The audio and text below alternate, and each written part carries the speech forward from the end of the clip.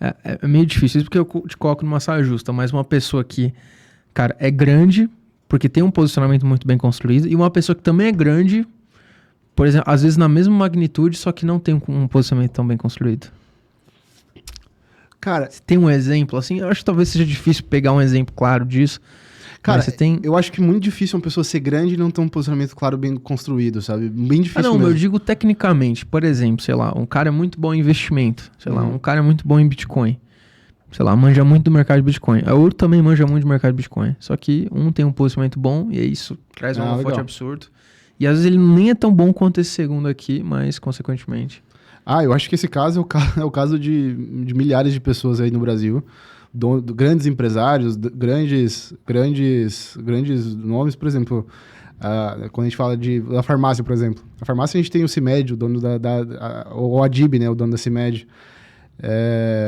Um cara muito bem posicionado, ele sabe o público que ele quer alcançar, ele faz conteúdo para aquele público que ele quer alcançar. Eu achei um case, assim, bem legal. Agora, bom, as outras farmácias que você conhece, algum dono de farmácia, se não o Sidney Oliveira, por exemplo, que tá preso, tudo bem, mas dono de farmácia, né? Não é farmacêutica. Conheço, não é farmacêutica. Então, eu acho que o Adib é um bom caso, assim, sabe? Um cara muito bem posicionado. Então, não importa se o cara é pintor, se o cara... Não importa o negócio que ele faz, se o cara tem um posicionamento forte, o negócio ele vai colher frutos disso, né, velho? Eu tenho certeza absoluta. É o ponto. Eu tenho certeza absoluta. Então tu tem que ser uma pessoa influente também no seu meio, né? É aquela coisa. E não necessariamente o cara que é bem posicionado, ele é bom no que ele faz, né? Tem muita gente que é muito bem posicionada e às vezes é mais do mesmo, é medíocre, entendeu? Tenho certeza que existem médicos excelentes que, cara, estão longe do mainstream, às vezes não tem nem rede social, entendeu? Tem médicos, tem advogados, tem... muitos por opção também, né? Por opção, E às vezes a rede de indicação dele, a rede de marketing dele tá muito bem estruturada, tá muito bem, tá funcionando. E às vezes a gente só não tá na internet, né? E a gente cria esse conceito, né? Aquele cara que tá no bastidor, que ninguém vê, provavelmente é aquele cara que realmente sabe fazer a parada melhor, né? É verdade. E aquele cara que, tem milhões de seguidores, por exemplo. Sei lá, um nutricionista tem mais de 1 milhão de seguidores, não sei o que lá, tem ele tem um conteúdo muito topo de funil, sabe mesmo que ela é tão boa assim? Pois é. Pra produzir um conteúdo tão topo de funil, é relativamente fácil, concorda comigo? Com certeza. Então você tem que ser muito mais ali um estrategista de conteúdo do que necessariamente um bom nutricionista, né, velho? Eu posso ser um bom pesquisador de ChatGPT e melhor do que... é isso. Eu posso criar conteúdo para o ChatGPT e vender muito conteúdo. E vender muito serviço. Com toda certeza. Aí eu acho que vai um pouco daquilo que a gente tava falando também, né? Da tua ética. Tu é bom o suficiente para você se posicionar dessa forma. Nem sempre o melhor profissional é o profissional que se vende. Às vezes é o melhor marqueteiro, né?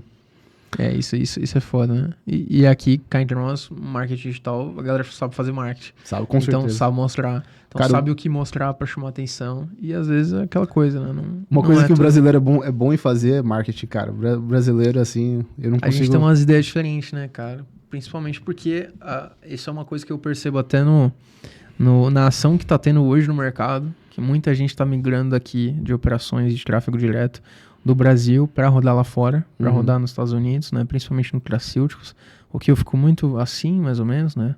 Porque é muito sensível o limite da promessa e do milagre, assim, principalmente para esse tipo de produto.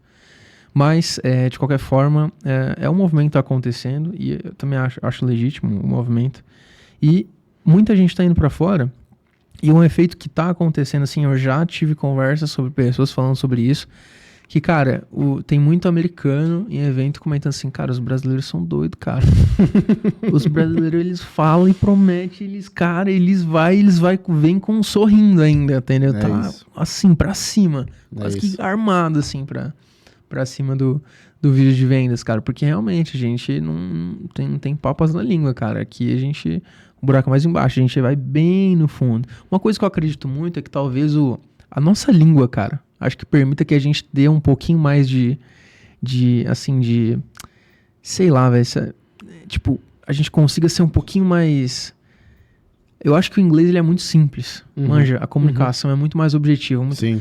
No português, eu acho que a gente consegue, sei lá, trazer uma sensação melhor, saca? Uma sensação melhor não, né, mas a gente consegue contar a história de forma mais bonita pra pessoa, sabe? É verdade. Isso que eu percebo, assim, eu falo, caramba, eu acho que talvez, né, não sei se tem nada a ver isso, Cara, eu vejo que o brasileiro diferente, assim, dos outros países, europeus, americanos e tal, o brasileiro é muito, muito desenrolado, assim, sabe? Claro, às vezes pro lado bom e às vezes pro lado ruim, né? Esse é o problema. Sim, demais.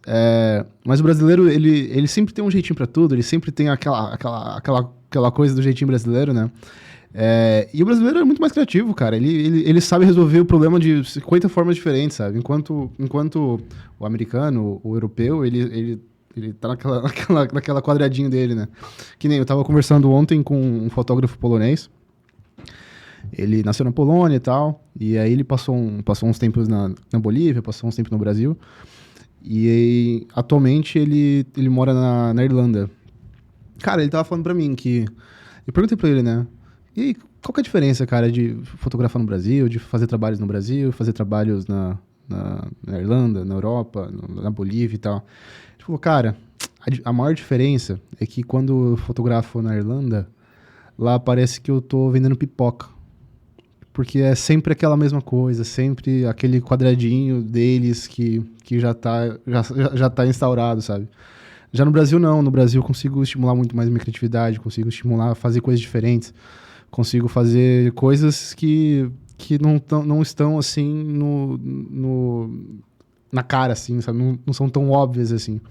E eu vejo que o Brasil é muito disso, sabe? O Brasil é muito de explorar formas diferentes, explorar formas de caminhos diferentes. Eu acho que é por isso que o brasileiro também é tão bom em marketing, assim, sabe? Por isso que o brasileiro ele é tão desenrolado, que ele sabe fazer aquela coisinha do jeitinho dele e às vezes, eticamente ou não eticamente, ele resolve aquele problema, entendeu? Isso é muito doido, cara. Assim, eu sei que no marketing digital o brasileiro fez bagunça, velho. Em tudo quanto é tipo de coisa. Demais. Então, é foda, velho. É foda, assim. Eu venho gravar toda semana, venho, falo, agradeço e incentivo a galera a entrar no mercado, mas eu sei que tem muita gente que faz besteira, assim. A gente acaba sofrendo um pouquinho do que outras pessoas acreditam que todo mundo no mercado faz, entendeu? Isso é uma coisa que eu, assim, acho muito chato, sabe? Você chega num lugar, às vezes você chega num lugar de família, ou sei lá, com seus amigos, e você fala, pô, não, você trabalha com o quê? Cara, tô no marketing digital, não sei o que lá das quantas.